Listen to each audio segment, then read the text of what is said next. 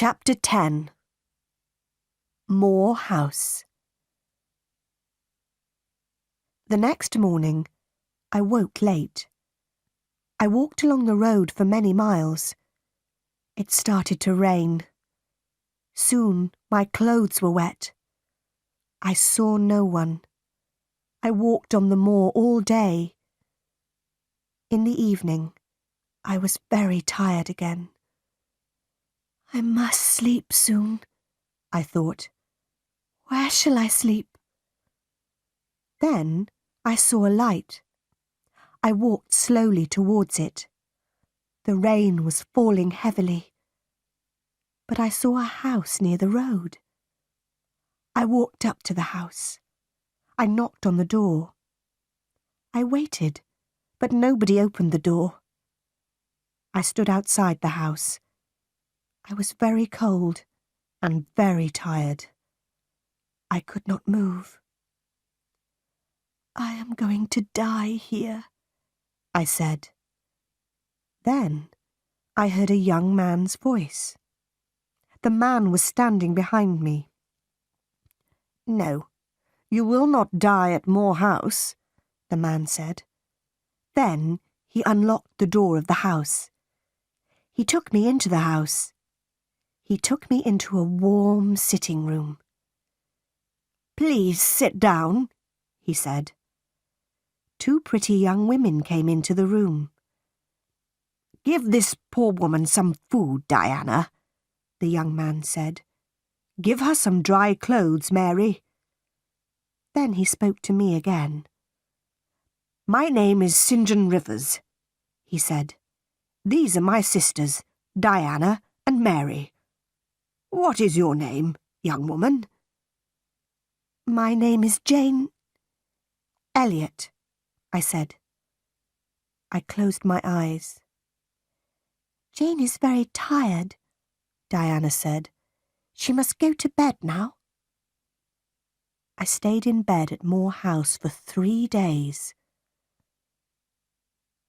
Diana and Mary Rivers were governesses. They were staying at Moor House for a few days. St. John, their brother, was a clergyman. They were very kind to me. Soon we were good friends. One day, St. John asked me about my life. I was a governess too, I told him. And I told him about Lowood School. But I did not tell him about Thornfield Hall. I did not tell him about Mr. Rochester. I want to work, St. John, I said. Will you help me? I have a plan, St. John said. A few miles from here, there is a village. Many of the girls in the village cannot read or write. I am going to pay for a girls' school in the village, but I must find a teacher for these girls. I will teach them, St. John, I said. Good, he said. There will be a small house next to the school. You will live there. 3 days later, a letter arrived for St. John.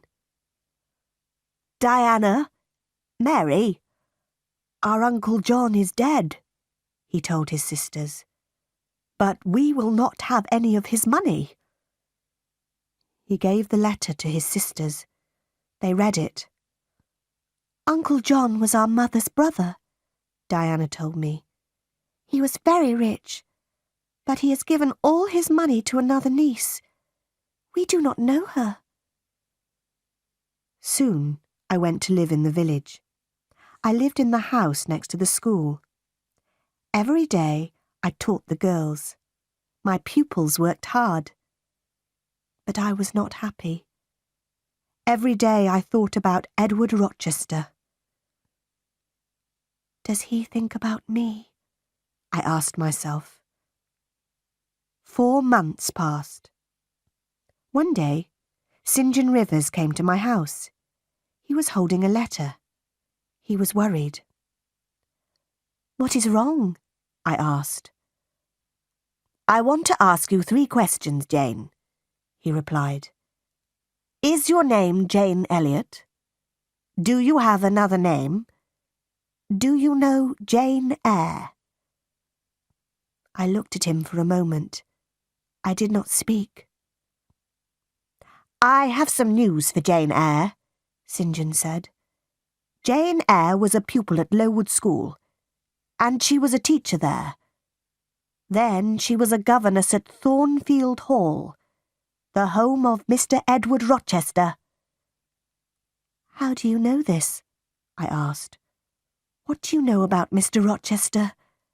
How is he? I don't know, St. John said. This letter is from a lawyer. The lawyer tells a story about Mr.